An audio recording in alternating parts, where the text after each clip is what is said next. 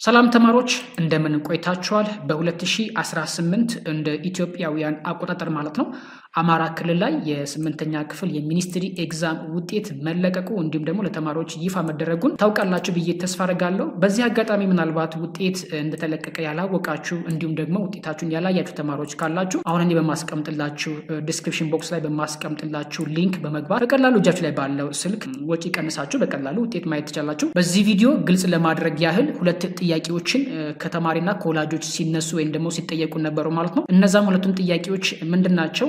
የመጀመሪያው ጥያቄ የ2018 እንደ ኢትዮጵያን አቆጣጠር ማለት ነው የ8ኛ ክፍል የሚኒስትሪ ኤግዛም ውጤት ማለፊያው ነጥቡ ምን ያህል ነው የሚል ጥያቄ ከወላጆችና ከተማሪዎች ተነስቷል ማለት ነው። ሁለተኛው ጥያቄ ደግሞ የተለያየ ቅሬታ ያለባቸው ተማሪዎች ወይም ደግሞ ወላጆች እንዴት አድርገው ቅሬታቸውን ማቅረብ ይጠበቅባቸዋል ወይም ደግሞ እንዴት ማቅረብ ይችላሉ ለሚለው ጥያቄ ተነስቷል ማለት ነው። እነዛም ሁለቱም ጥያቄዎችን ምላሽ ለመስጠት እንሞክራለን ማለት ነው። ይህን ቪዲዮ ለብዙ ተማሪ እንዲደርሳቸውና እንዲሁም ደግሞ ተደራሽ እንዲሆን ወላጆች እንዲጠቀሙበት ቪዲዮን ላይክ አድርጋችሁ ጀምሩ። መጀመሪያ ለቤቱ አዲስ ከሆናችሁ ቤተሰብ ሆናችሁ እንዳይቀር። ከመጀመሪያው ጥያቄ ስንነሳ የ2018 እንደ ኢትዮጵያን አቆጣጠር ማለት ነው አማራ ክልል ላይ የማለፊያ ነጥብ እስካሁን ድረስ ግልጽ አልተደረገም።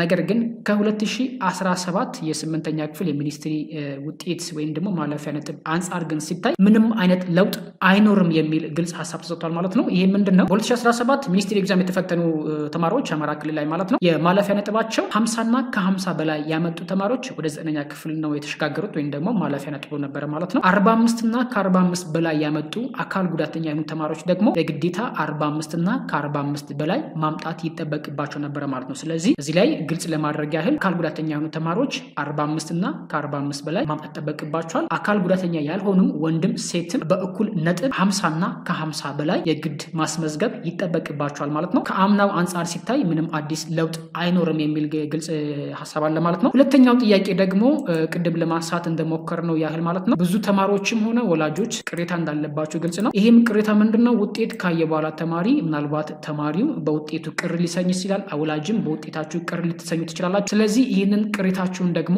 የትም መሄድ ሳይጠበቅባችሁ እዛው ቤታችሁ ናችሁ እጃችሁ ላይ ባለው ስልክ ኔትወርክ ወይም ደግሞ ኢንተርኔት ኦን አድርጋችሁ እንዴት ቅሬታ ማቅረብ እንደምትችሉ በዚህ ቪዲዮ ላሳያችሁ። የመጀመሪያ በዚህኛው ሊንክ ከገባችሁ በኋላ እዚህ ጋር በማስቀምጥላችሁ ዲስክሪፕሽን ቦክስ ላይ በማስቀምጥላችሁ ሊንክ ከገባችሁ በኋላ በቀጥታ እዚች ጋር ትመጡና ሶስተኛ መስመር ላይ ኮምፕሊያንት የሚላል። ይሄ ማለት ቅሬታ ማቅረቢያ ስፍራ ነው። ቅድም እንደነገርኳችሁ ቅሬታ ካለባችሁ ብቻ ነው፣ ከሌለባችሁ አትገደዱ። ይህን ሶስተኛ መስመር ላይ ቅሬታ ለማቅረብ ይሄን አንድ ጊዜ እንነካለን። ይሄን ከነካችሁት በኋላ እዚህ ጋር ሁለት መረጃዎች እንድታስገቡ ልትጠይቃችኋል። የመጀመሪያው ሬጂስትሬሽን ነምበራችሁ ነው። ሁለተኛው ደግሞ የተማሪው ፈርስት ኔም ወይ የተማሪው የመጀመሪያ ስም ነው የሚገባው። የአባት ስም እዚህ ላይ እናስገባም። ሬጂስትሬሽን ነምበራችሁን የምታስገቡት ከአድሚሽን ካርዳችሁ ላይ በማየት ነው። ፈርስት ኔም ኦፍ ስቱደንት ወይም ደግሞ የተማሪው የመጀመሪያ ስምም የምታስገቡት ከአድሚሽን ካርዳችሁ በማየት ነው። ምክንያቱም ምናልባት በቃላችሁ ሸምድዳችሁት ከሆነ ልትረሱትና ልትሳሳቱት ስለምትችሉ ሰርች ስትሉት ኢንቫሊድ ሊላችሁ ስለሚችል የግድ እሱን ማይጠበቅባችኋል ማለት ነው። እነዚህ ሁለቱም መረጃ አስገብታችሁ ከጨረሳችሁ በኋላ በመጨረሻም እዚህ ጋር ሰርች ስቱደንት የምትላለች። ይህን አንድ ጊዜ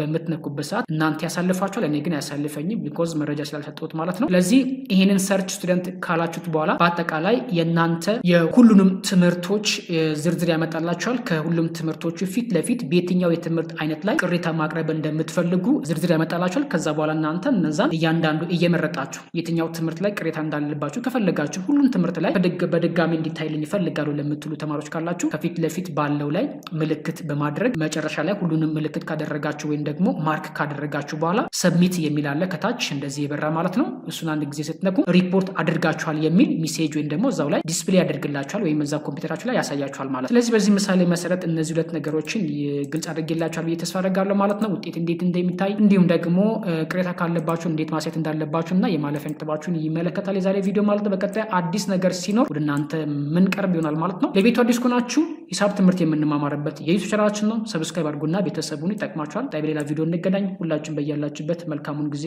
እመኝላችኋለሁ።